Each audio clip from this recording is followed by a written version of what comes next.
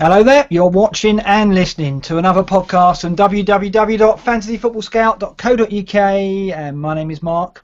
My name's Granville. My name's Jonty. My name's Andy. Good evening, gentlemen. How do I find you? Granville, you look in good spirits? You all happy? Yeah, I'm looking forward to this this next game week. 2 weeks. 2 weeks is so hard, isn't it? Waiting for those 2 weeks. Oh, it's awful. Especially when you make your... I made my transfer straight away because of prices. So I haven't really been looking at the prices since then, so I haven't really followed it. But I'm ready for the next game week, definitely. I'm quite excited about it. Yeah, and your caption says benching Aguero. We're obviously going to talk about that a lot. We'll come back to you on that. Jonty, you're wildcarding, I believe, this week. Are you feeling confident with it? I am now, yeah. I'm very, very confident in it. I've been getting a bit of stick, actually, on Fantasy Football Scout. Yeah, from people saying I'm regretting it for some reason. But I've had plenty of time to think about it. And, are you racked with doubt then? No, not at all. Okay. No, you've got to use it at some point. And people always say, but I'm waiting for a bit more information.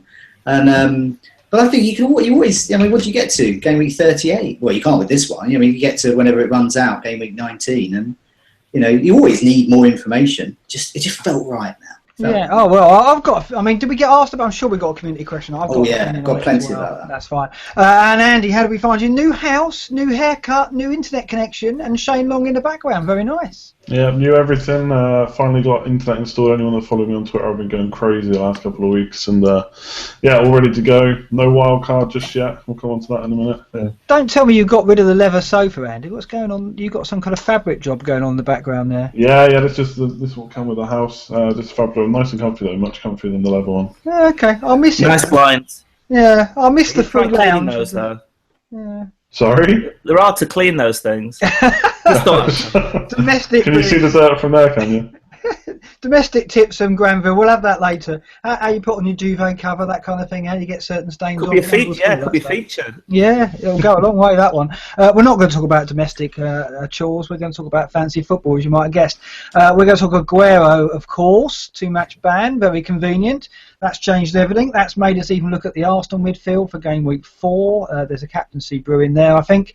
Lukaku, got to talk about him. We said we'd never go there again after last season's double game weeks, but we're on the verge of doing that. We're going to talk cheap enablers as well, because we need to get money out of that defence and probably out of some areas of that midfield to spend on some heavy hitters. Plenty to discuss. Lots of community questions, Jonty, I guess, all basically wrapped around the Aguero and wildcard situation. Am I right? Well, yeah, we've got lots and lots of questions around that. They're gonna start us off, I think. But yeah, as you said, we've got once you start moving Aguero out, or you decide you want to move Aguero out, then what do you do? It's got a knock-on effect. You've got to fit all the bits of the jigsaw back together again for wildcarders, or just people taking a hit, or if you're going to leave them on the bench as well. So lots of discussions. Who would do that, Granville? What kind of forward would leave him on the bench? You don't even want to attempt this jigsaw, do you? Well, no. That's the thing. I'm too worried about making a mistake, so I think I just go with what I've got. Plus the fact that I've already made my transfer. It would cost me another 2 transfers to remove Aguero. I just don't see any point. And if we talk about the benefits of actually keeping Aguero, he's got 2 games. One of them is against United, so it was always a toughie. The other one would have been against Bournemouth. Shane is going to miss that. I just don't know. Who you tell me who you're going to swap? Who you swapped him for front? Well, we're going to go into that. I honestly would have a problem with finding somebody to replace him. Yeah, no, that's fair enough. We'll go into that. We've got to say, there's hardly a cast of would-be replacements waiting to take his place and score the points for us, but I don't know. We'll touch on that. There's more questions to come on. Let's look at our game weeks first of all, and this is where we're going to see exactly why I'm playing my wildcard as well when we review game week 3, which was decidedly miserable. Jonty, do you want to start? Who's top of the tree? Granville's top of the tree, 51 points. Granville, talk us through your game week. Well, I spent 4, didn't I? So I'm not quite top. I don't know if Jonty spent anything. But I did I actually cost myself points because I sold Vardy, got in Ibrahimovic. I was quite scared about him, and my other swap was it was Ali to Cazorla. And there was question about this on the last podcast, if you remember. Why didn't I go for Barkley? And for me, it was just a decision based on penalties and also getting an Arsenal attack. And it worked out, didn't it? He delivered the penalty, and he's actually looked lively. I had a conversation with Paul today, actually. We were talking about the Arsenal mids, and he was trying to sell me on Cafalla, and he made a pretty strong case. He was saying that he was getting forward a lot more with Xhaka behind him. He wasn't really playing in the pivot. He was pushing on, and maybe it was because it was Watford, and maybe we're not going to see that every game. But then in home matches, you've got to think that he will. So I think Cafalla's might turn into a bit of a masterstroke for you. But 51 points minus a 447, not bad at all. Jonty, you came in with a 50. You happy with that, were you? Yeah, very happy. Yeah, I mean Hazard, he's been in place all season for me. Delivered again. Thought he would. Got a few points in defence as well. Valencia as well, and Johnny Evans. I left Johnny Evans on the bench, but I was pretty certain Friend wouldn't play, and that proved the case. So I got his 8 points coming in, and so my overall rank's 341,000 or so.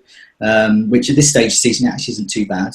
But as we find out, I've decided, despite having quite a good team, I've decided to wildcard nevertheless. So talk me through it, because I put my wildcard into play straight away, because I got 34 points, which is actually miserable. I'm a million in the world, and there's also the small matter that I have to reveal my team to thousands of people on the internet every week, so I'm kind of under a different kind of pressure this season. So I had no choice, straight in there with the wild card to catch the price rises. So I immediately got Sterling after his 15 points that night. So there was no hesitation for me. But you didn't play it straight away, did you? No, I saw the price rises. I didn't think I wanted Sterling. And I think the other one was Fur, who was rising. Yeah. And the thing with the price rises during the international break, they really go crazy the couple of days, and then they just drop off, as we've seen. It's just drips and drabs, and then they're just going to go absolutely crazy again next. Probably from Thursday, but definitely Friday, we're going to see a lot of risers and fallers. So I was quite safe to leave it. What it was Aguero going. I was looking at my team. I didn't really have. I got Barkley in and I wasn't happy with it. Barkley's never really been my kind of player. I kind of got him in because of the ownership and things, boring things like that. And I didn't really. You do surprise me. And I didn't really like it. It didn't sit right with me. And also I didn't have any West Ham as well. And I really liked the look of Antonio. My defence I didn't particularly like anymore. I got the goalkeepers right. I'm happy with them. And then once you start looking at Aguero, and then the crucial thing, no Arsenal as well. So I'm looking at potential captains for the following week and the next couple of weeks, thinking of removing Aguero, and then I was realising it'd be much more fun and interesting. Fun? You don't want any of that, do you? To use the Aguero money and spread it around a bit, and so my team is I've kept a few, particularly on the goalkeeper front, and Valencia. I mean he's gold in defence really, and of course Hazard remains, and Ibrahimovic, but apart from that the rest of them are pretty much gone, and in comes Everton, in comes Arsenal, in comes West Ham like Trojans into my team. Okay, fair enough. You're going to have a very similar team to me by the sounds of it, which is a bit alarming, but I don't believe this fun element. Since when has Jonty considered fun as a big factor in his fantasy lineup? I don't know what's going on. Andy, I don't know what your comment is about Jonty's comment there, but you're not playing your wild card, are you? You're quite happy. So you came out with a 47, and you're not reacting at all to this Aguero mess? Yeah, I'm going to get rid of him. I'm not going to hold him, but I'm not like in a mad panic to use a wild card, although I have a feeling by the end of this Scoutcast I will be pretty much hit. Yeah, that's my worry as well. The problem is, I think most of the players are okay, but now there's news starting to come in, like Lamella might get rested, Redmond doesn't have the greatest fixture. I'm like Johnny, I got Barkley, but I really don't like him. So I might want to get rid of him, so the wildcard's tempted, but I might not even take a hit. I might just take Aguero out and just be done at that. I don't know yet. I've not pushed it yet, and I don't plan to, but that could change. I gotta say, this Barkley move was such a cheap move from the lot of you. You just got rid of him after 1 week. Yeah, he's going to go for me as well, I think.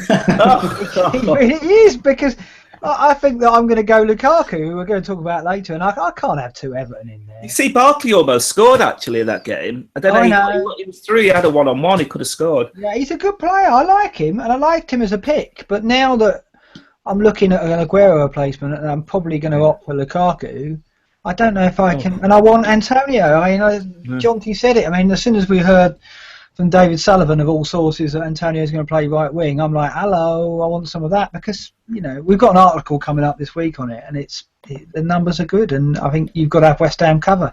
Jonty speaks a lot of sense. Sadly. I've got to say though, the temptation to play a wild card is strong with my team. Yeah. It's because I have paid. I've done my transfer, but I'm looking at players who might not play this week. I'm looking at Shaw, looking at Fred. No, he'll be all right. Yeah, I don't know. Well, Valencia is also another one who might not play. I don't have him, but you do. Mm. Shaw, and there's a Lamella, Friend, and who is it who's coming back? Is it Lamella that said that he might not play because he's coming back late? Yeah. About his form.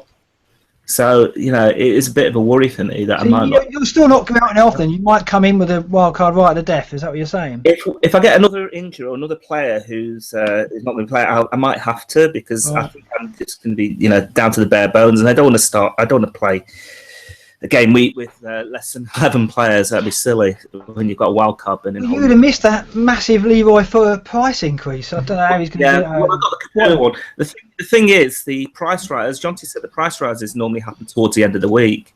I think we discussed this before about international break and the myth that you get more price rises. You don't, but they're just a bit more spread out.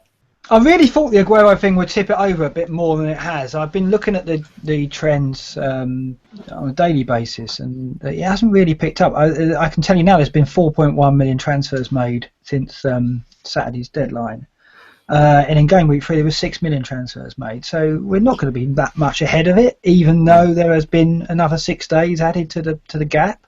No, unless there's a massive frenzy at the end. But yeah, people just go off the boil, don't they? They just go off and do other things. They have a life. So that week in between is just does not compute with me. That doesn't register. Okay, so 34 points. I didn't really have a choice. Andy, you're sitting tight. Granville, you are at the moment. Jonty has gone with me to the wild card. Community questions then, Jonty. I guess we start this Aguero mess. Yeah, Jack the Cat poses the $1 million question. Well, the $13 million question in this case is, so what are our Aguero plans? Well, we kind of discussed, what we're doing. A couple of us are getting rid, some are benching, some are just getting rid without a wild card. But Jack the Cat says, what are we going to do about bringing him back? So he's going to be back in game week 6. We know, this is rare. We actually know he's coming back. And he plays Swansea then. And of course, he's supposedly fixture proof anyway, so it's almost immaterial who he's playing. So what's our plan? So my plan is in between two schools of thought. One is, I don't know, let's see what happens in a couple of game weeks and hope for the best. The other one is a vague notion that if I'm right about 2 of my more expensive players I've brought in, which is Costa and Sanchez, and if I'm right about them doing well over the next couple of game weeks, then I'm fine, I'm happy. If I'm wrong, I won't mind getting rid of them. And getting rid of those 2 means I can get Aguero and a credible other player. And this is the key, I think. Anyone who wants to get Aguero back in, is you need to get Aguero back in. So it's no good looking at 2 players and going, oh my God, I can get Aguero and a 3 million player. They don't exist.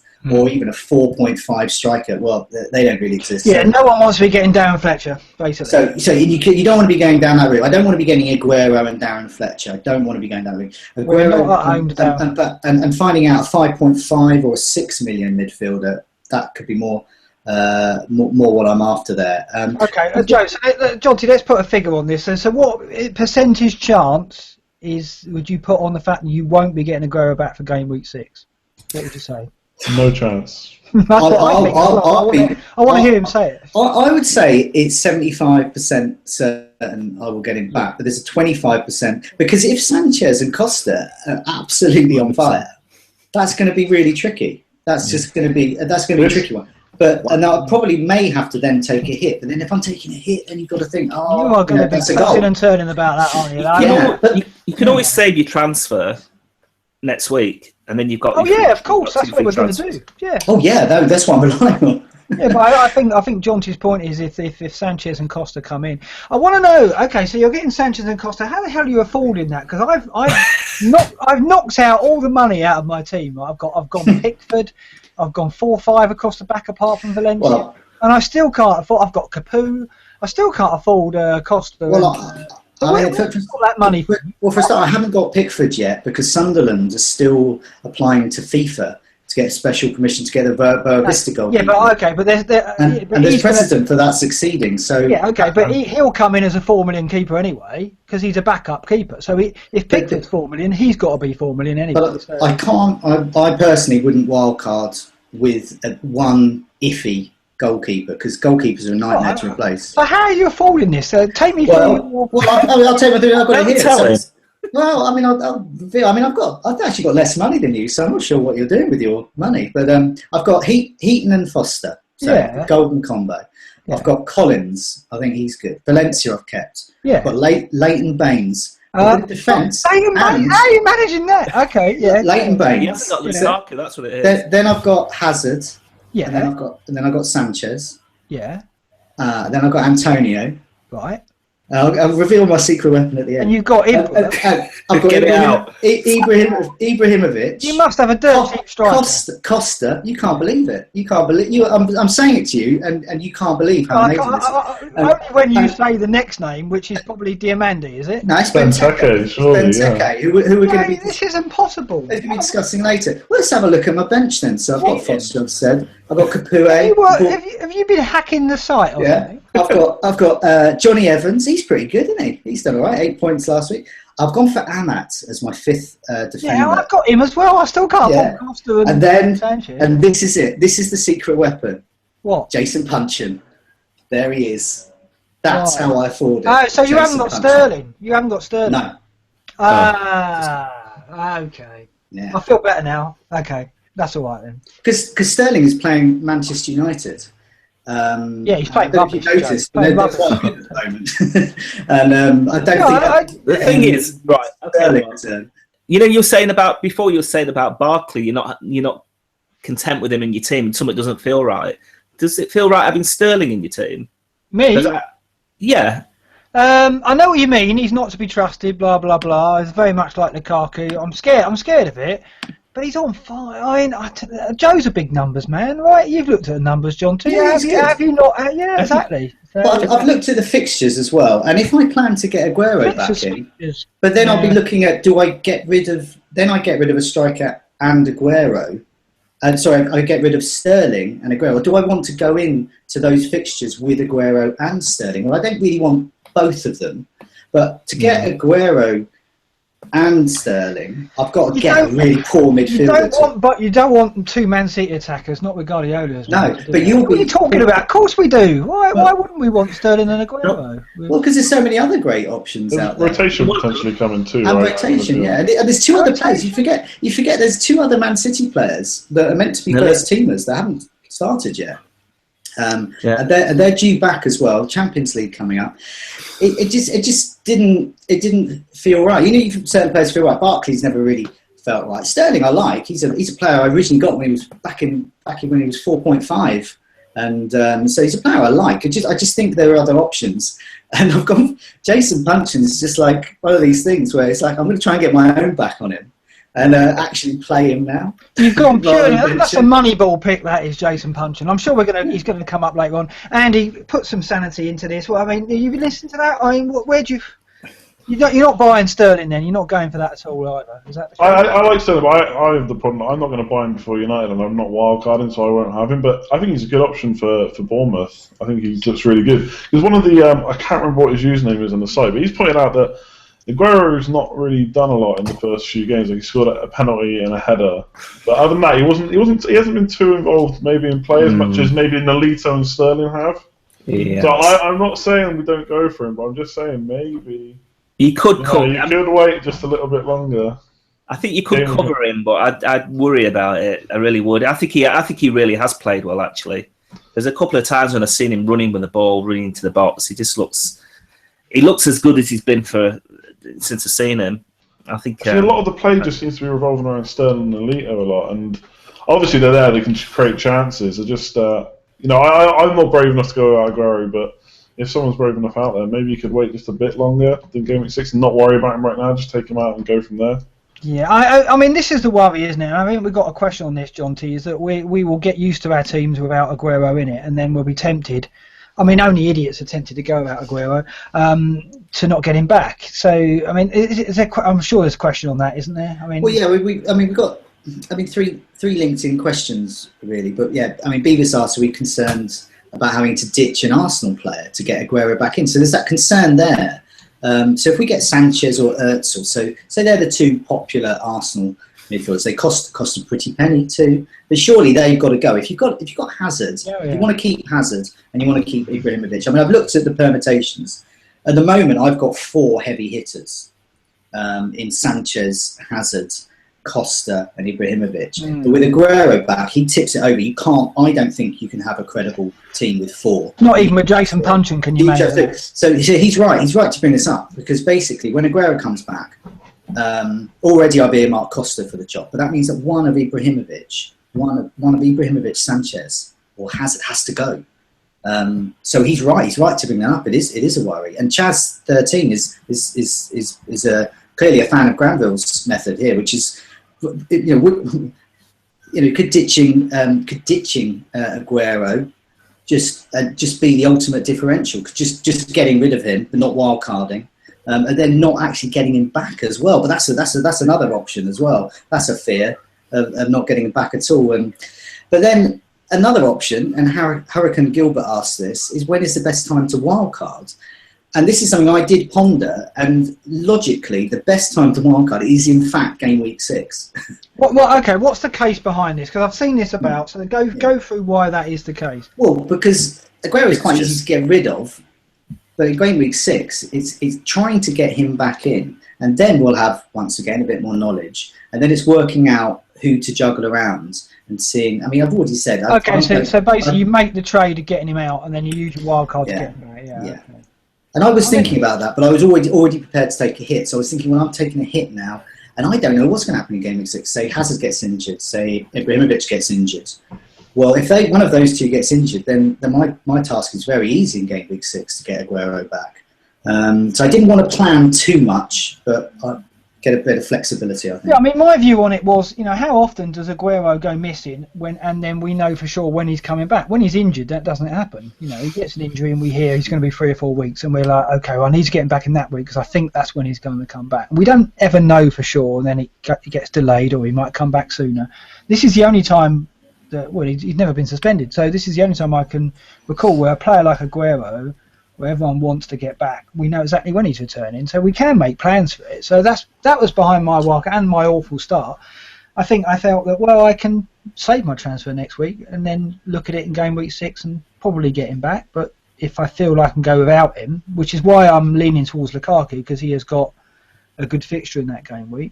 And if he scores 4 or 5 goals in the next couple of weeks, then it's very similar to saying, if Sanchez comes in and Lukaku does well, then I'm going to be wondering whether I can do without Aguero. And actually, the number 1 in the world, I spoke to him today, and he's not got Aguero in his team, and he said that he's got Ibra in his team, and he thinks that Ibra's going to keep par with Aguero, and he won't get Aguero. He's got Sanchez, Hazard, and Sterling at the moment, I believe. So.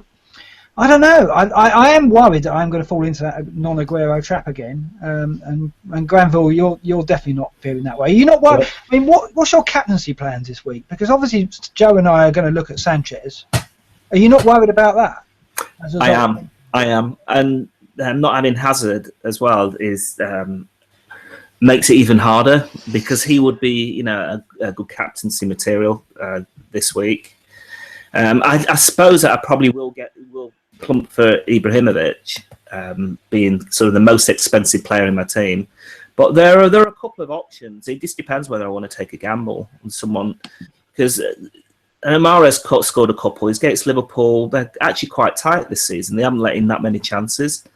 Arsenal, I could go with Cazorla. That would be a bit of a punt, I think. So it is a difficult one, I have to say. But I think ultimately I probably will plump for Ibrahimovic. He'd be the most likely. Right, so you're going to go Zlatan. Okay. But the other thing about the Aguero is that it would, if you don't play wildcard, it costs you 2 transfers, doesn't it? To sell him and to get him back in. Now I know you've used your wildcard, so you're using a wildcard and a transfer. It's still quite, it is still a hefty spec. It depends on what the alternatives do. I guess that you felt that you needed Hazard, and that particularly, and someone to replace Aguero, and you've done Sanchez, haven't you? Well, at the moment, I'm holding Sanchez. I mean, for me, I had to get the money out of my. I had 9 million tied up in goal, and I think you can get by with Heaton and a 4 million keeper. I don't agree with Joe. I don't think you need a rotation with Heaton about. No. I think that Heaton will catch us out, and I've already got away with it once, and I don't want to keep doing that. So Pickford probably won't ever play for me, but he's there if I need him, I guess. And then at the back, I think I had Van Dijk at 5-5, which didn't work out, no clean sheets. I had Stones at 5, didn't work out, no clean sheets. So I think I've emptied the cash out of my goalkeepers and defence, and then got Hazard, got Sterling, and we'll get a decent Aguero replacement and Sanchez. So I had a number of things to do, so I think I was right playing it. But then those with Hazard and those with a cheap defence, maybe you didn't need to do it. Maybe you take a points hit. Well, exactly. I think for most people, they're probably going to take a hit either now to get rid of him or to reuse the money, or in a few weeks to get him back. So for me, I can take a hit to take him out for someone like Benteke and then do Redmond to Sanchez, and I've still got Hazard, I've still got Ibra. I was going to captain Hazard before Aguero's suspension anyway. So then I kind of like the wild card back in game week 6, because not only that, Liverpool then have a really good run of fixtures as well, so we might have a bit more better info which one of their midfielders we want, because they're not being talked about at all right now, and in a couple of weeks we might all want Mane or Firmino or whoever. So I just figure I'm going to take a hit one way or another. I'm not that dissatisfied with my team, so I'm going to wait for a bit more info and hopefully, like Antonio's looked good, but he hasn't played that much up in midfield so far, so yeah, I'm probably going to go the opposite way, hit now and wildcard later, I reckon. Does that worry you, John T? Because I mean, you're a conservative player, and do you think you've gone too early with this, or no, not at all. No, as I said, it's the fixtures changed, and also, I think, I've used the first wildcard during the first international break. I had to push the second international break every season for 9 years now. It always happens. So one of the reasons I do it is because it's a bit boring during the international break. It's quite nice to have a kind of start afresh. My main worry is really the next international break. I think comes before game week 8, and my main worry is just being bored then, and I'll regret. I want to use it then, because there will be lots of people wildcarding then, and I'll be very jealous of them moving their teams around. I need to get Tadic back in. Yeah, well, that's it. Game week 8 hero. Yeah, I'll be getting him back in for that. But yes, are you concerned that you've got double Palace then? Have you? You punching and Benteke. Well, yeah, this is good spot, Granville. Good spot. Well, we're gonna come to this. It's about flexibility, and I don't anticipate having 2 Palace for long. Maybe 1 or 2 game weeks, maybe 3. Maybe it'll be as part of a hit with 3 moves to get Aguero back in. One of those will go, but I don't know which one, and as we'll come to that a bit later, I think they're both actually quite good options. But yeah, I agree. Double Palace for too long? No, not for long. Short term. Okay, Arsenal options. I think have we got a question from Beavis on this? Yeah. Yeah, BB8 asked Sanchez and Özil, and then Beavis and Captain Fantastic asked, is it actually worth spreading the Aguero cash around a bit and going for a defender? So obviously Bellerin is very pricey, but 6.5. I know it's one that we're all very keen on for the scout picks perhaps this week. But I mean, having a look at the options in Arsenal now, Granville's mate Cazorla, he's a big favourite of mine as well. He's doing well. 5 goal attempts actually, but 15 crosses. So there's lots of potential there. Sanchez is doing well as well. 6 goal attempts. Walcott is really hammering them in, but his long-term future with the side is surely in doubt. And Özil hasn't really played that much. But he's got a shot on target. It's really hard to judge with Özil, but he's looking okay, I think. There was an article today, wasn't there, a community article looking at Özil versus Sanchez, and it came out quite conclusively in favour of Sanchez. Presumably, John T, you went through that article. Do you agree with that? Yeah. I mean, Sanchez. It's been a big decision in my team. Do I have Özil? So Özil makes my team look actually much better. In fact, Özil means I could get Sterling. It's just that little bit extra to push me over that edge. But there's something about Sanchez. He's very explosive as a captaincy pick. There was lots of research about it. And Sanchez, there's so much in his favour. He is a very streaky player. It's been proven that he does score in these runs, these blocks of 2 or 3, 4 games. He goes absolutely crazy. International fatigue doesn't affect him. it just doesn't do tired. And that was another one of our recent hot topics. He comes back, sometimes he scores, sometimes he doesn't. There is absolutely nothing to do with his first-class, comfy flight home affecting his game. No, he's got an engine. He obviously gets on his private jet. So and everything points to him being a good option. And once again, if he's not, he's so expensive. It's looking again at that Aguero move, game week 6 or 7, and looking at that and thinking, can I shift him out? Yes, I can, because I've got all that that's cash. key, isn't it? If you get Ozil and you then spread the rest of the cash around, it's going to be harder to unlock Aguero later on. Granville, so Ozil, Sanchez, you're coming down on Sanchez as well if you had to, would you? Well, I'm not bothered. I've gone for Cazorla. No, but if you had that choice, I would go Sanchez. I did last season. Actually, it did cost me. I don't know if you remember that run where Ozil scored. He just kept scoring. He scored about 3 games. I remember that run. I bought Hazard. Did you? I think it was Johnson maybe had Ozil. I stuck with Sanchez. In the end, it did pay off because I think a couple of weeks later he did score 2 or 3 goals in one of the games. But overall, it was a bit of a bust. I think with Cazorla, though, I mean, the fact that he's gone penalties, 3.5 cheaper, you could get Cazorla and Bella in. He's not. Sorry? So I was going to say, it's not just penalties either. He's taken corners and stuff off Ozil as well. So. I mean, you have a look at his... you look at his stats and his assist potential is so much better than anyone else's. I mean, 15 crosses in the last 2 games. I don't know how many of those were from set plays, not clear. 5 goal attempts. So I think for value for money, he might not cover all the goals, but if Sanchez is going to be scoring goals, then Cazorla has every chance of assisting. No, I'm looking at that, but the trouble is, as I said before, if I go Cazorla instead of Sanchez, then I've got more money to spend. But where am I going to spend it? Because I'm not going to distribute it, because that means I'm going to struggle to get Aguero back. So I've got to tie up that Aguero funds in 2 players so I can get it back in 2 moves. And it's almost like you're handicapping yourself, though. The fact that you have to spend 2 transfers to get Aguero back means you're actually spending 3 transfers in total, or using 3 transfers, 1 to get him out, and then 2 more to get him back. Well, I've used the wildcard, and I had other reasons. Yeah. I didn't. Well, I mean, that's fair enough. That's fair enough. I guess if you use your wildcard, but you might come to regret that. No, I mean, John T used the wildcard because of Aguero in the main, whereas I played it Saturday night. I played it straight away. It was emergency service basically. The wildcard for me. Push the panic button, full knee jerk. The whole thing. You haven't convinced me to play my wild card yet. I think Andy's still on the fence. Go. We'll keep going. Okay, strikers, Benteke, John T. Yeah, so Benteke, he's in my team. Shifty asks, now this is good. This is what he says. Benteke's headers and Palace's crossing, is it a match made in heaven, or are those crosses just another meaningless stat due to lack of quality? So, I mean, I agree. I think I agree with the first part of that. I think they potentially are a match made in heaven. So let's look back at 2012-13. Now this is Benteke's heyday, his Villa heyday. He scored 19 goals, and he topped the headed goal attempts table.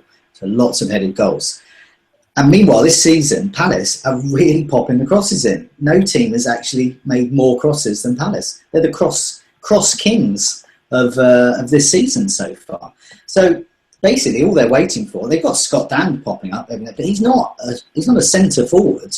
He can get, as we've seen, he can get the odd header in, get 4 or 5 a season. But he's not going to get 19 with them. Benteke might. So they talk about, is it, are the crosses, of a quality? Well, I mean, we had some, it was Paul's article today. It was looking at punching. And he's actually finding that at least half of his crosses are actually successful. And in fact, he is the cross king, really, at the moment. Very successful. It's Townsend. Townsend's thrown in more. It's Townsend that's letting the side down, 24%. So he's chucking loads in. He's got to chuck way more in to get 24% of them are successful. So Townsend's just, he's going crazy with the crosses, but they're rubbish. He's shooting, to be fair. He's a number. He just throws in the attempts and the crosses notes the best, basically. But I don't know. I like him. Benteke's in your team, isn't he, Andy? You mentioned you're going to go for him. Is that the case? Yeah, he's probably going to be my Aguero replacement. I like the fact that I think he's said that he's going to be on penalties now, or he's going to take the next one. Yeah, he's more or less snatched them off Cabaye. He's in Say What tonight, actually, about that. He basically said, I went to Cabaye and he said, we'll discuss it next time. And then basically Benteke said, "But I'm taking the next one." Exactly. More or less, has bullied him into it. To be honest, I'd give the ball to Benteke. And, we've seen already that there's been penalties given for holding and stuff in the box, which always goes on. So hopefully they're going to become more. The other thing I like about him as well is after kind of Costa and Lukaku, he's kind of the next highest priced decent striker, I think, because once you've got him, then you can downgrade if needed to Boney or Zaza, any of the 6.5s, Remy as well. So he's kind of good in that respect. You're not going to have to find money to change him.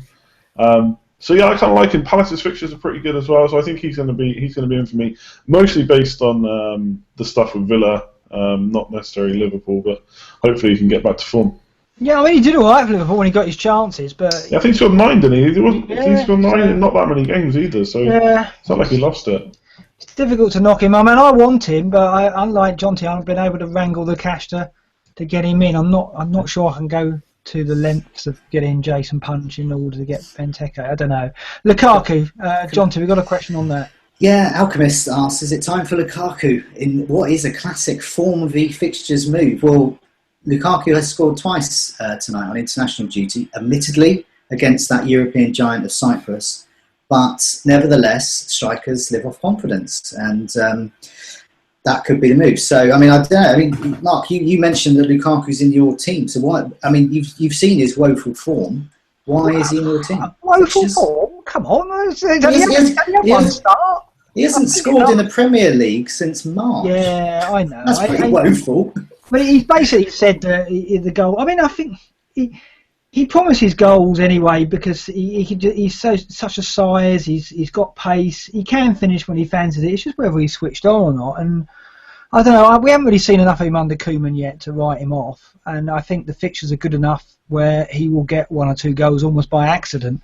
And I'm only going to have him for 2 weeks. But then if I do need to extend it to a third, he has got a good fixture. I don't know, it's either him or Costa, and I can't afford Costa and Sanchez are out doing surgery elsewhere. I want to hold Sterling, I think. So I'm kind of clinging to this hope that Lukaku will deliver for me. And he's got 6% ownership, which is... Lukaku will not go the season with 6% ownership. He will nudge up to 20% at some point. He will have his day. He will get a run of goals, there's no doubt about it. But it's just whether or not I'm going to catch it. Granville, you're shaking your head, you're not so sure. Can I make a suggestion? Yeah, go on. About your team. Right, Sterling, I know that you're not 100% happy with him. I can just tell just the way that you are. Yeah, you can tell. I've got a better thing for you to do. Right, you probably need some money in the bank for this, but if you instead of having... Who's your third striker? At the moment it's Negredo, but it probably isn't going to be. Negredo. Oh dear. How many shots has he had on target? Is it 1 or something? 2 shots. He's had 2 shots all season. One on target. I'm not keeping Agüero. He's in there because he had a price rise, and I got that. Right. So I'm okay, this is what you should do. Maybe instead of Lukaku, you should have Iheanacho, and don't have Sterling. And instead of Sterling, you can upgrade Sterling to someone, but just save enough money in the bank so that you can actually switch. I don't like that. To Aguero, and no, I don't. I mean, Iheanacho is a guaranteed transfer. Whereas the other guaranteed goals, I'm telling you. But you've already said earlier that Aguero against United wasn't necessarily a good thing. So that's one fixture gone already. Yeah, then Bournemouth, and then he's a guaranteed transfer out because you're not going to want to keep him. Whereas the other guys, like Lukaku, you probably will want Aguero back. But you don't. But don't you want to make it easy for yourself by having that guaranteed transfer out? No, I want to make it easy for myself by having Lukaku, who's going to give me. So he scores. And get Aguero. But you're not transfer to make. Are you not worried about his... Hasn't he come out and said that he's not match fit and he won't be for about 2 more weeks? He played tonight. I know, he's good twice, I mean, he's going to be fit enough for the fixtures he's got, I think. Like I said, he's only got to be on for an hour, and he can... I mean, if they get service to him, and they've got, Balassi and Barkley, Morales, they've got players who can provide on a plate to him. I think he can get... I think Costa is the form option, and I prefer Costa as my choice, but I just don't think I can do it. I've got another suggestion. Why don't you get Costa? He's only 7.7 more, and then downgrade Sterling to Barkley. That's what I would. Well, I could do it, and I may well change my mind and buy.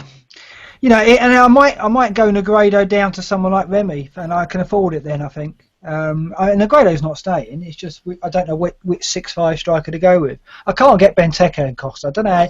The only way you manage that is obviously with punching into Sterling. But I just think Sterling's red hot at the moment. At the moment, I'm holding him.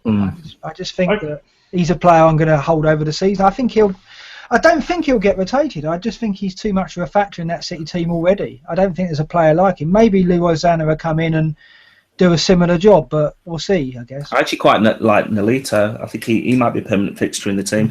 The other option is Defoe as well. I think he's always good. What's the price of Aguero?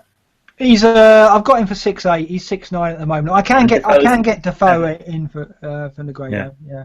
The other thing that I wrote down is that John T, you were talking about crosses, about Benteke, about Palace crosses, and then if you remember a couple of seasons ago, I had a great crosser in my team. Well, he's certainly racking up the stats and crosses with the Kieran Trippier, and he did nothing. I mean, I guess maybe it was a quality of the strikers. I don't know who was playing up front. Was it Vokes? And who was Burnley's other striker 2 years ago? Yeah, it's Ashley Barnes and it wasn't Barnes though. Danny Ings. Ings. Oh yeah, Ings was playing, yeah. And he is a good player, but for some reason it just didn't work out. But I mean, I think sometimes it's a bit deceiving. The thing with Jason Puncheon, so he's actually got form. He has got the points. Trippier's never really been a Premier League player. So 2014-15, Jason Puncheon scored 6 times and got 7 assists, and Trippier's nowhere near that. And then the year before, he scored 7 times. I'll put it to you, though, John T. That Puncheon's not even guaranteed to start soon. Don't forget he played at Saturday because Zaha was on the bench. Zaha's not staying on the bench. Well, I'm assuming. Now, this is maybe stretching reality a bit, but I'm assuming that Alan Pardew, as the manager of Crystal Palace, actually looks at similar stats that we do about Crystal Palace. And if he does, he's going to look at those stats and he's going to go, well, hang on a minute, Jason Puncheon's my best midfielder at the moment. He's the most accurate crosser. I'll leave him on the bench and put Zaha on. I think he will. He's going to play Zaha. Zaha's player of the year. If he does, well, then Palace fans should call for him to be sacked because he's not looking at his team. And and he's clearly not looking at his team. But yeah, it's a possibility. But this other thing is about flexibility. Now, he's 5.5. There's a few other 5.5 options as well, and there is these options when fixtures get a bit better for Swansea. There is this Leroy Fer as well knocking around. There's places to go, and then I could also maybe he could end up being, I don't know, on the bench, and who knows. But I think he's going to start. If Pardew is looking at the same stats we are, he'd be an absolute fool to leave Jason Puncheon out. And Puncheon's got the form. He's racked up braces before, and he's racked up big scores before, and I think he's a really nice differdifferential. I don't think anyone else is going to get him up as well, but I worry that he's just. I think Zaha's got to play. Townsend's got to play. He's gone and bought. He's going to get Flamini in to play in defensive midfield. He's going to play 4-4-2. If he plays 4-4-2, he plays Remy. Where's Puncheon go? I think that's a worry. But at the same time, I haven't got Costa and I haven't got Benteke. So that's what Puncheon gets. That's the thing with Puncheon is will Costa score goals for me? Will Benteke get goals for me? And that's what Puncheon brings in. So and Sanchez as well, because I could have got Özil in, but. Yeah, I'm not against it, and I'm wavering now on Sterling for sure. Lukaku, though, I'm going to go with it. I just think that I think I'm going to go with it anyway. I've got doubts. I mean, tonight's goals helped a bit, but I just think it's the fixtures and means getting rid of Barkley. Andy, you were going to say? Yeah, no, I know it's sidetracked while we're talking about Everton. Have you got Baines in your wildcard? Because he's like your man, right? Yeah, I know. And hearing that, he's got penalties back potential. Well, should have them. Well, he'll give them up because he's too polite. I think Lukaku will get them back. Yeah. Okay. But I'm alarmed to hear that Jonty's got Baines because I think he'll do well for him. Plenty of bonus in a clean sheet with Baines in your team, but. Again, I can't afford it. I'm just going Valencia on 4-5s and a mat. So it's good. It's pretty dark days at the back for me. It's desperate times, but we'll see. I'm not happy with this wild card. I've done this Scoutcast, and now I'm going to go back to the drawing board. Let's talk Costa. I'd rather not talk Costa because this is going to convince me, isn't it, John T? Yeah, well, SS asks, is Costa the best Aguero replacement? Due to his excellent form for club and country. Well, let's remind people he's just scored 2 this week against the might that is Liechtenstein, and he scored 2 for Chelsea already this season. And Busby Babes asks, is Costa an ideal captain pick this week, given his record against Swansea? Well, let's remind people of 4 goals against them. No, 5 goals in the last 2 seasons against Swansea. He absolutely adores. I can remember listening often on a Saturday. I'll be walking the dog in the afternoon, listening, and I can remember the specific time when he absolutely annihilated Swansea. And I remember I didn't have him in my side then, and I really wish I had. And yeah, he loves scoring against Swansea. It's one of the main reasons I put him in. You can't put stock in that. No, it's not like, I don't know. He gets +10 to pace against the Welsh or something. This is not. Well, the way you've got to weigh it up, you say, is the Swansea defence better or worse than it was when Costa eased? Oh, it's worse. Definitely worse. Worse because he hasn't got Williams. Is Costa better than he was last season? Probably. The last 2 weeks. Yeah. So it all adds up to gold pie for Costa for lunch.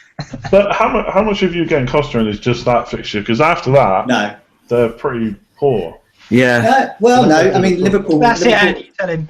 Yeah, Liverpool have conceded a hell of a lot, and Costa is a striker in form, so I think he'll score against them. And as I said, I'd be quite happy in game week 6 to move him on for Aguero. So hold on, let's go at you with this one then. Bonus points then. You're not getting bonus points, are you? You're not worried about it. I realise that, and this is the big caveat with Costa. The bonus point system, absolutely, it doesn't just dislike him; it actively detests him. Yeah, he has to. But if he scores 2 goals, I'm banking on Costa scoring a brace in each match, just to try and get the man in the back. just to try and get 1 point. He's guaranteed to get yellow cards. He's almost had 2 red cards this season. Yeah. Oh, he's made of Teflon. He cannot get sent off. He could bring guns on. Whatever. He will still not get sent off. He won't get away with the next one. No way. It's not just a sendings off, is it? Because every time he commits a foul, he loses BPS. Yeah. And that's the reason why he's never getting the bonus. And that Liverpool game, Jonty, you're going to be on edge from that. Look at his reputation against Liverpool. I mean, I know Skirtle's not there anymore, but he'll fight somebody like Emre Can. Like if Emre Can plays, those two don't like each other. I mean, if I was Klopp, I'd play Emre Can just to get him going with Costa. Klopp will go. We will get Costa sent off. That's what Klopp will say. I guarantee. He'll be able to. It's magic. Go after Costa, definitely. As much as a repellent as Costa is to bonus points, he's an equal repellent to actually getting sent off. You don't know how he does it.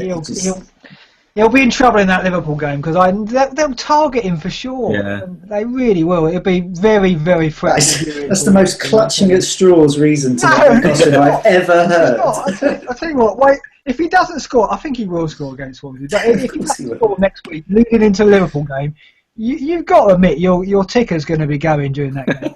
He's not going to be my captain or anything. No, I'm not going to marry him or anything. Still 9.7 million tied up in a player who's going to get sent off. -2. You've already got him sent off. Have you not seen his record? He's magic. He doesn't get sent off. You know what? It'll make your Aguero transfer easier if he does get sent off. Yeah, exactly. That's very true. That's probably subconsciously why I've got him in. Okay, next one, Wilfred Bonney then. Come on, let's talk about him because I like this guy. I think he could be good. Yeah, well, Tom the Wise asks, is Bonney a good option to replace Aguero with? So once again, another quick stat just to remind people, 26 in 54 for Swansea. So pretty much a goal at every other game player. 7.3, I believe, now. Yeah. So he swapped, people don't know, he swapped the Man City bench for what we think to be the Stoke first team. He can't be on the Stoke bench. No. The Stoke bench is far windier place than the Man City bench as well, so it just seems foolish. Yes, I do think he's a good option. I personally don't think he's quite a good option at this moment. Don't think he's match fit? No, it's not just that. It's just he faces Tottenham, and I think Tottenham defence is quite good. But then I think that gives people a chance to have a look at him and see, what he can have a look at his underlying stats. And then game week 5, he's got Palace away, so that's a good chance. His fixtures are incredible after that. Yeah, West Brom. He's got a tricky one with Manchester United, but then Sunderland game week 8. That's so it. I'm looking at Bonney a bit later, but yeah, no, I agree. I had a look today. They go through the game week 15. They only play United, and apart from that, they don't play a top 16 from last year till game week 15, which I think is Arsenal. Great run, but I just can't get my head around Stoke scoring goals. But I think when you look at Bonney, he's more or less Mark Hughes reincarnated. He's just, big set player, got a bit of pace, puts his back into defenders, scores spectacular goals. He's Hughes likes that kind of player. I remember when Watford played down at the Britannia, Hughes talking up Troy Deeney's performance, and I think he's always been looking for that kind of striker who's mobile but can also hold the ball up, and I think Bonnie is that, so I think Hughes will get a lot out of him. And he is the Benteke alternative, I think. I don't think I want both of them. So, Andy, you looking at him? Do we think he's going to get penalties? I think he's going to. Yeah. Absolutely. I quite like him. The one thing that some people have said, like versus Benteke at Palace, is Stoke's team is better. And Stoke's midfield, you've got Arnautovic, Shaqiri when he's back there, or even, say, Joe Allen doing things in midfield. So the team's pretty decent. I like him. If we hadn't got news that Gray had requested a hearing, I was actually looking at Aguero and Gray for a hit to Benteke and Boney and having both of them. Right. So yeah, I really like him. It probably is best to wait a little bit just to see if he is match fit and is he going to start straight away. Yeah. And like from game week 8, his fixtures are brilliant. But yeah, I kind of like him. And if I hadn't had the Gray news, I'd be looking at him right now. Got a view on in Granville? Yeah, same as. I would. I think you just got to wait on him to see what's going on with Stoke. I'm sure it'll take time for him. Is he going to start the first game? Probably. Is he on penalties? There's just a few too many question marks, but definitely one to watch. One thing that does surprise me, though, I'm just looking at the fixtures here, and Stoke have got good fixtures, but they're not patch on West Ham's. Oh yeah, we're going to talk about them next. Yeah. Go ahead. Yeah, no, West Ham questions, Jonty. Well, yeah, FFF Pro, it's hard to say with a lisp. What are our thoughts on Payet and Antonio? Is it doubling up feasible? And Jack the Cat points out that David Sullivan, I think we mentioned already, it's guaranteed that there's going to be a wing role for Antonio, so he's not going to be a right back anymore. And JJ Okochos, what about Zaza and Lanzini? So was that what you're going to say, Grandpa? Were you going to talk about Zaza? No, I wasn't at all. I was going to talk about Payet because he's a forgotten man. I know he hasn't played this season yet. But you talk about big hitting midfielders. That's the one that seems to be missing. I don't know if anything's gone on with his contract or whether he wanted to move. I don't know. Something fishy, I think, has been going on. Yeah, I do wonder whether it was injury all along. I wonder whether there's something else in it. But yeah, but he's such a great player, and we saw that in the in the summer. I think ignore him at your peril, especially with those fixtures. Yeah, but the answer to that is Antonio, isn't it? And I know, Jonty, you're very much on him as well. So what was behind your thinking on that? You no doubt got some stats to talk about here. Well, the simple one, he scored twice. He scored twice already, so he's clearly motivated. He's going to be definitely in the winger role. Look at the stats this season as well. So, shots inside the box. You've got Valencia, who's no longer there anymore. And then next up is Antonio. So it's not that many, it's 4. But he's got crosses, he's got a few chances created. And as I said, we don't really know about Payet at the moment, it's a bit of an unknown. But we know from last season with Antonio, he scored lots of goals. 8 goals, yeah. 8 goals. So we know what we're dealing with there, and he's 7 million. I think that's really good value. Yeah, as Granville said, West Ham's fixtures are fantastic. Yeah, I think he's outstanding. Yeah. I don't think we can double up on it. And I think that Antonio might kill off Payet as an asset. I think Payet will always be there. Well, dribbling in the assist like Ozil does. He'll get 15 to 20 assists and he'll get maybe 5 goals. But Antonio can hit double figures for goals, definitely, I think. And 7 million, it's that saving. You're not convinced, Granville? Well, I think it's the same argument as I've just made with Cazorla versus Ozil or versus Sanchez. The same argument, except, the value argument, except that Cazorla has penalties and Antonio doesn't. So there you go. Yeah, but I think Antonio's got more of a goal threat. I think he'll get 10 goals. He can get 10 goals from open play. Cafalla might get 4 or 5 penalties. Yeah, and he'll get goals and he'll get assists. Yeah, it's a good argument. I don't really want to compare the two. I'm just comparing the two in the teams and the relative value for money within those teams. I think the argument can be made. The same argument can be made. It's just that whether you go, I'm sure you guarantee points with Payet.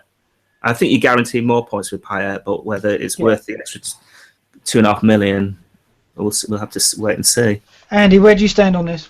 Yeah, I'm not convinced right now he's worth 2.5 million more. I think he might be a little bit overpriced this season, and we haven't even seen him play, so it's way too early to be thinking about doubling up.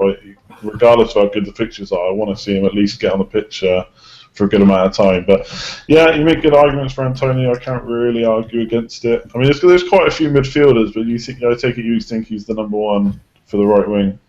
I think he's going to have to be, because I think he just brings goals to that team, and at the moment they haven't got Carroll, and it's just that diagonal ball which they're going to hit to Antonio, and he's going to play against Watford, who at the moment playing 3-5-2. They haven't really got fullbacks, so that's going to be very interesting to see how Watford deal with that, because Antonio will cause them a lot of problems on that flank if they're playing. He's been impressive. So, and he's got the England call up. He's going to be full of beans, isn't he? So, I think for me, I'm straight on him and see what he does. Well, what about Zaza then? We haven't really. Because I think 7 million seems like a good price for the fixtures, but I just think it's probably with Benteke, Boney, and all these other strikers we're looking at. I think it's just too much right now. Well, Boney and Benteke we know about. We know they can play at its level, and they've got the pace of the English game. Zaza might take time to get that. You'd expect him to, and then Carroll's going to come along, and what's he going to do then? Is he going to play them both with Lanzini and Payet and Antonio? And it seems unlikely. I mean, the thing is, what's the problem for West Ham is Bilic was banking on a Europa League campaign, and that's why his squad is so big. That's why he's got all these players. Now he's not got that. They go out of the League Cup. Bilic has got a nightmare because he's got like 10, 12 attackers to keep happy. He's never going to be able to do it. But I think in Payet and Antonio, he's got to play those two, because I think they're going to be so key to the team. So he's going to have players knocking on his door week in, week out, going, when am I going to get a match? It's a problem for him. I think that's why he was so upset about the Europa League exit, because he now hasn't got that option to rotate players in and out in those ties. So, Okay, cheap defenders, John T. Yeah, we're going to need them, because if we are going to spread the Aguero cash around a bit, we've got the likes of Sanchez and Hazard. So Van Dijk asks who should be your playable fourth defender. So there's going to need to be a kind of 4.5 at least, really. And then Netley Lucas follows that up by mentioning the same player that Van Dijk mentions there, Collins. He's a player on my side. Now there's talk about him being a starting risk, so I canvassed one of our learned community members, Duzra, who's a Hammers fan, who doesn't actually like James Collins, but he concedes that he is in the team and he is staying in the team. He appears, contrary, there was a theory that Aguero was tired after a really taxing Euros in which he played about 20 minutes and somehow he was being rested, despite James Collins starting all 3 matches and going to the semi-finals with Wales. But that's not the case. Collins has actually just replaced him at the moment. There is the option of going 3 at the back with Agbonna, Reed and Collins, but at the moment it's Collins' place to lose, so he could lose it. Yes, he could lose it, but at the moment fully expect him to start, so I think he's a great option. And if you look at attacking defenders, well, he's already scored a goal, and there's plenty more as well, so we've got some more questions. Everton as well, Williams, Baines is a bit pricey, and then Riccara asks about 4.5 defenders. So, I mean, okay, I'll go to Andy first this time on this one. Who, if you were wildcarding now, what kind of 4.5-ish, £5 million defenders would be on your shopping list? Yeah, I think one of the questions said not Evans, so I won't pick him. I actually have Kone, and I think I'd probably stick if I was wildcarding. I think they got 3 home fixtures in the next 4, which are Everton, West Brom and Palace, which are pretty decent.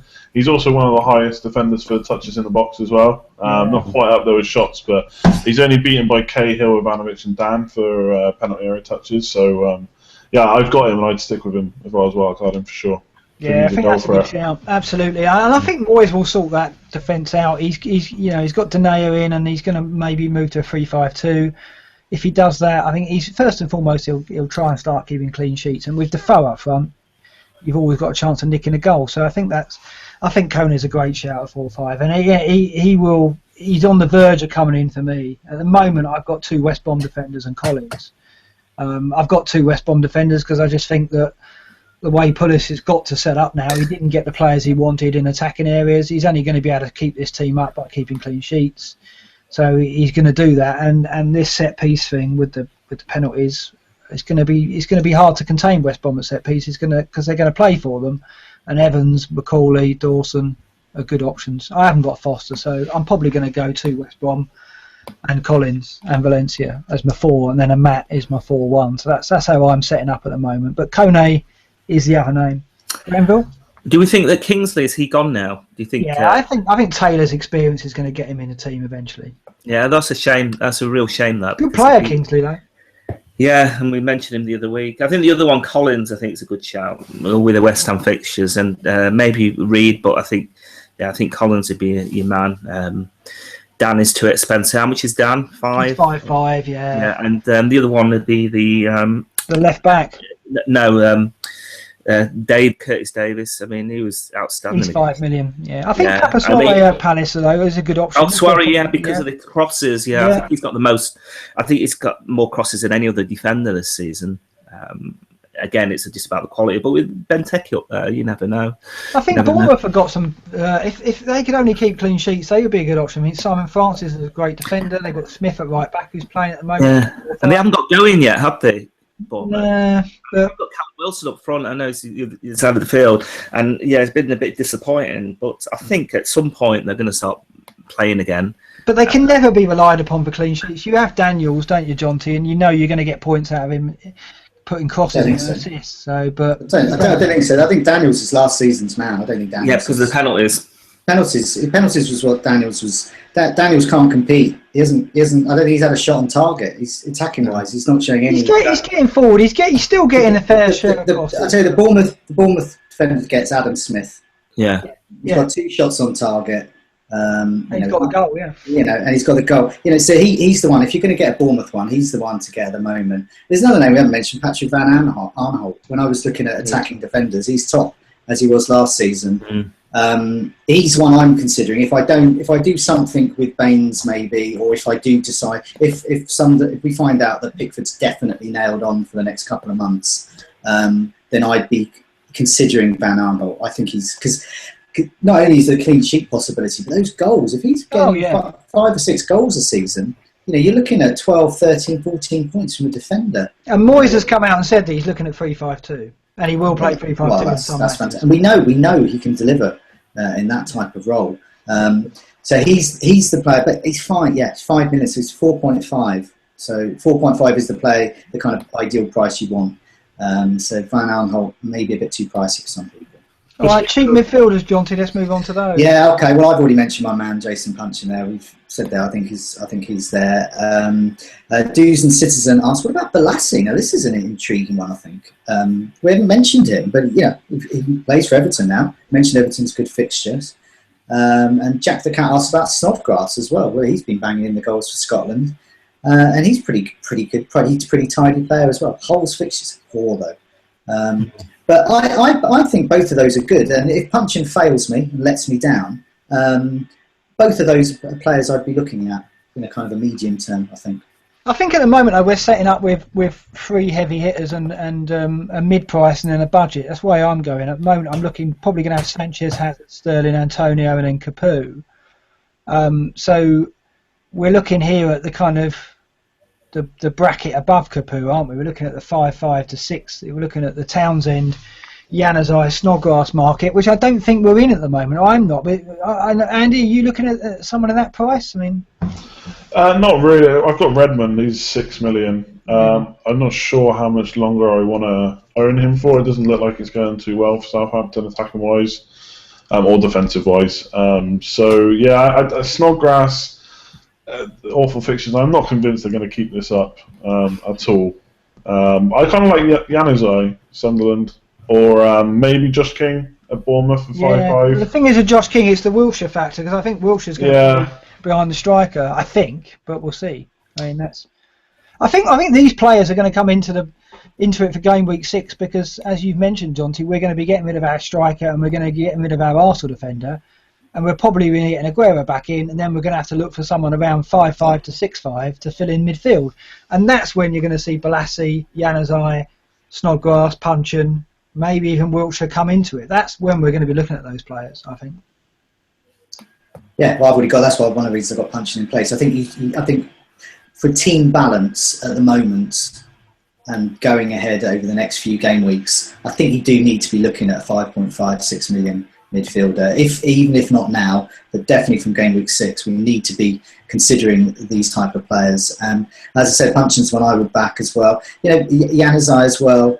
There's a few that start heading up. Antonio is a bit more expensive at 7. and I think you have to go up to that level to get a bit more quality. Gone are the days where we have Mahrez knocking about for 5-5. There just isn't that player isn't there this season at all, is it? It's pretty clear. I know it's early days, but it's obvious that there isn't that player who's going to come out and get 15 goals. You know, I just don't see it. Redmond maybe might get double figures if it falls for him, but it's only if he keeps his start. I don't know. Granville, you were making noises there? Not even Matty Phillips. No. I don't think it's really going to work out for West Brom this season. No, I think an attacking player. I think that was a bit of a bust. I'm going to have to keep him though. I think for a couple more weeks because he's that awkward price, 5.5. There's no one to swap him with. No one at all. Yeah, it's tough. West Brom had the fixtures. They started well with the win. Rondon looks all right, but they're just not. We'll see what Chadley does. I mean, Chadley's not a West Brom player, so maybe the system will have to change. Maybe they will go for goals, but I can't see it. I think Pulisic is just going to go, well, this is what I've got. In order to keep us up, we're going to have to keep shutouts and just be on the back foot most of the time, I think. It must be awful to be a West Brom fan. Not good. Not good at all. Weekend preview, Jonty.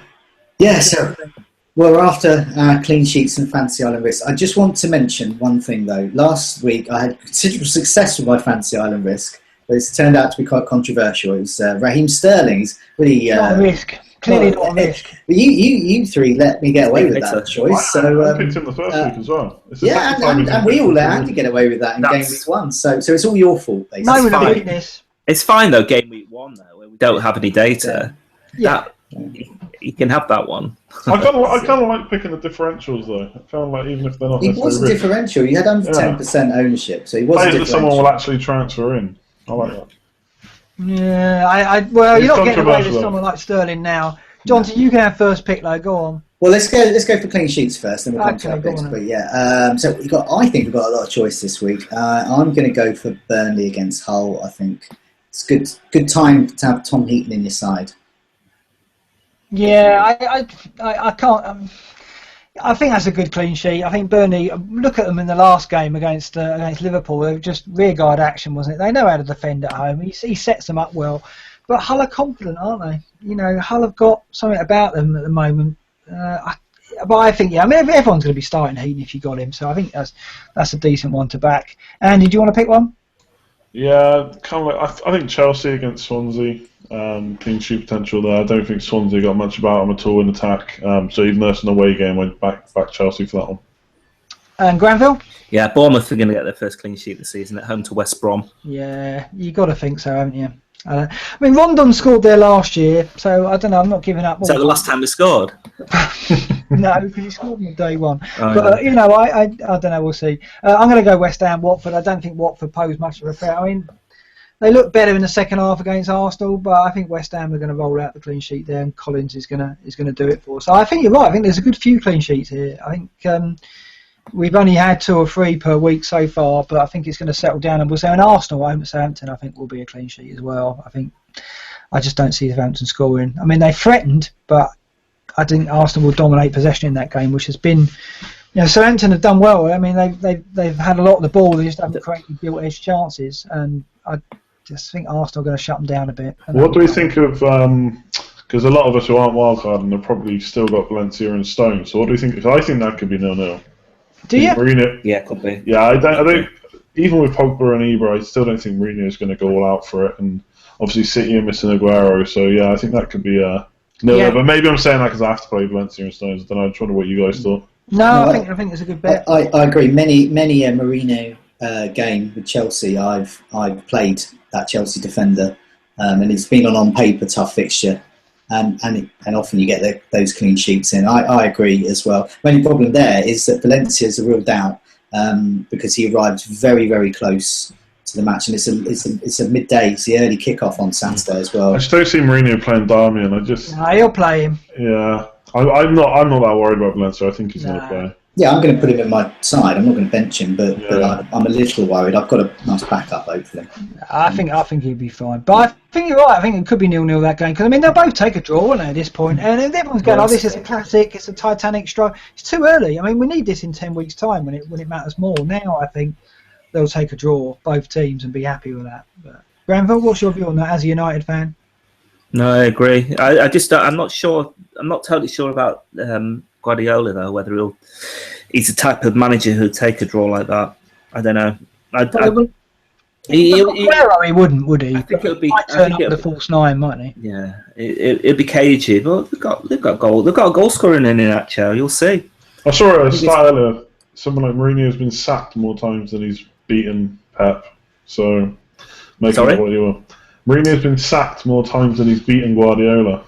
So see what happens. Well, Mourinho won't want to lose, so he might well set his team out not to lose first and foremost. So we'll see. It's going to be a very interesting early kickoff, and I think without Aguero there, we're not going to have our captain in that. I think a few people will go on Ibra, but I think a lot of people will be on Sanchez and Hazard. So it'll be good to be able to watch that and enjoy it without having your captain on the line, which is never enjoyable. I might have my captain on the line though, because I might have Ibrahimovic. Fair enough. Actually. Tough that one. Okay, fancy on a miss then. Let's have a look at this. Do you want to go started then, Jonty? You've got. Well, I've got to go. Jason Puncheon. I've been banging on about him. I actually don't want to mention him because I think it will jinx him. You know, now he's my fantasy island risk, but I'm going to have to. Yeah, I have to back him. Granville. I'll go for if he's going to play the number 10, or somewhere behind the striker. I think I'm going to. I think Lanzini. I think the West Ham fixtures are so good, and I think this is when they start picking it up. I have the feeling that he's going to be, as a cheap out. I think when we haven't really mentioned him as well, we mentioned all the other West Ham attackers, but Lanzini, he can score. He scored a few last season. Yeah, he's been off the bench and he might start. I think it's just a doubt on his starting role, really, with Payet back in and Antonio playing wide right. I guess he could play. But if he plays a 3-1 up front, yeah. He could. Yeah. I think he will play. It's definitely a risk. And Andy. Yeah, so I'm going to. Unfortunately, James Collins is not going to get a clean sheet for you guys first week because I'm going to go Troy Deeney.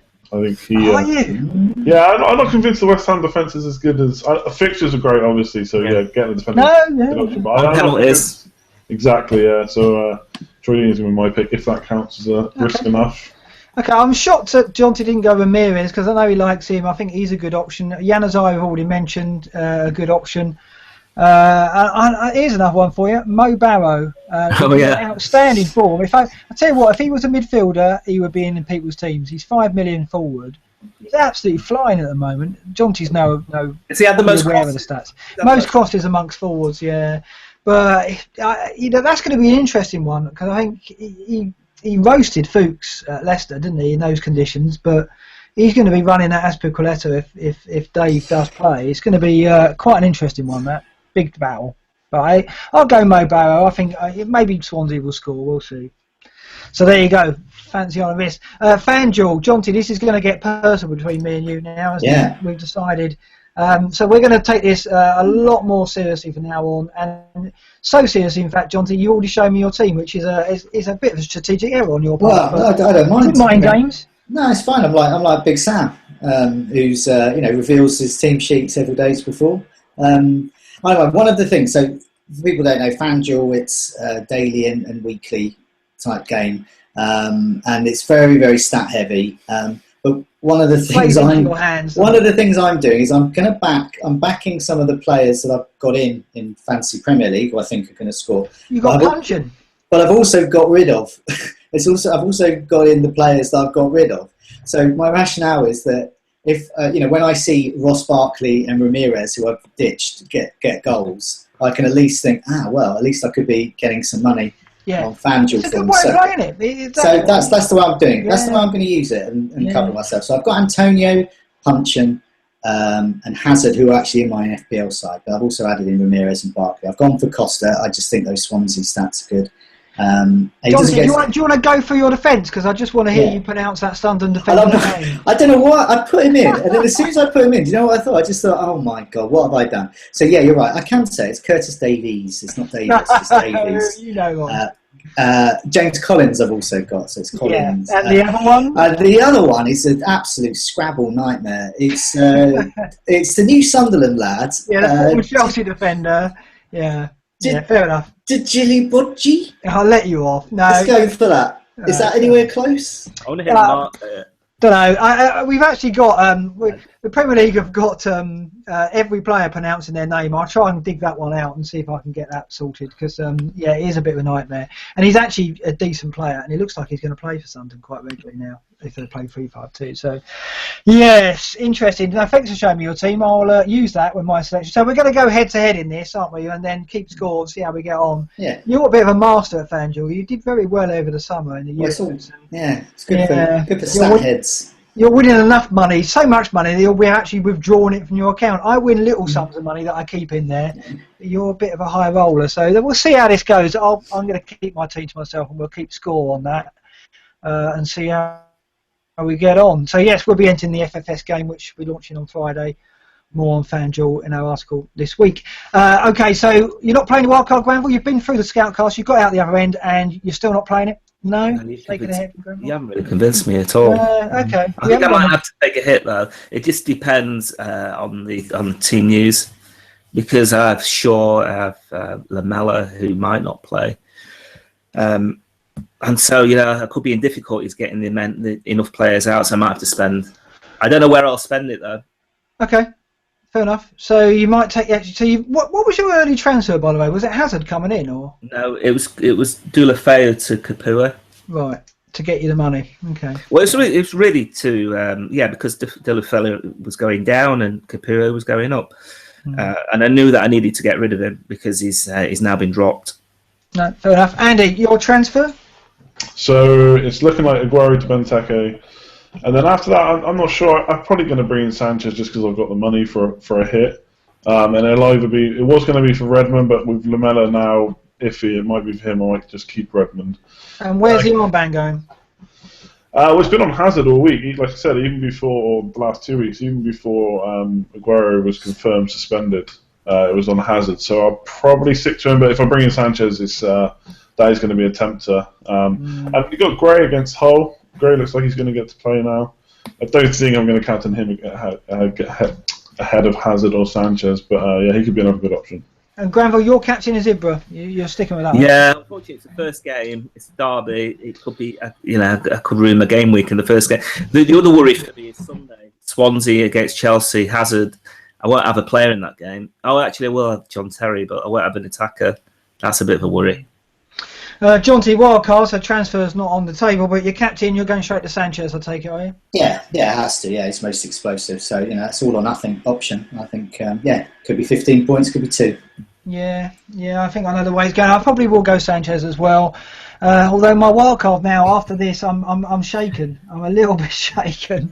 I'm worried about Sterling. I'm worried about John T's team. In fact, he's got Baines, Costa, Benteke in the grade. I don't know. It's exactly what you said before the start of the season. There is so much choice, and there still is. And like I said, in a couple of weeks, you might want Liverpool midfielders. You've got Louise and Azpilicueta for Chelsea now that none of us have got. So it's just as long as when you get over the fact that you realise you can't have everyone, it does get a bit easier. But that's something hard to. I know, but the thing is, we've not had this before for years. I don't think it certainly wasn't. It didn't feel like this. Well, last year was awful, wasn't it? No, it just felt like you get the template, and there's one or two other players that might come into the frame now and again. But once you had Kane, Ali, Vardy, Mahrez, your kind of team was settled, and Payet obviously flirted with it, and then Özil, but. The list was between about 7 to 10 names, wasn't it? Whereas this year it seems like there's 15 to 20 names, and there's some like Payet who hasn't even come into it yet. So I know it's great. It's great in a way, but it's a very difficult season to play at the moment, and it could go either way. And my wildcard now, I think I'm going to be up for a few more hours actually. Tinkering, so to speak. You shouldn't have played it, Mark. No, I've done the right thing. Playing it. I don't know if I've done the right thing with it at the moment. Still plenty of time to go. I'm going to need every minute I get, so it's better be a good night for me. Good night. And good night. Good night all. Good night all.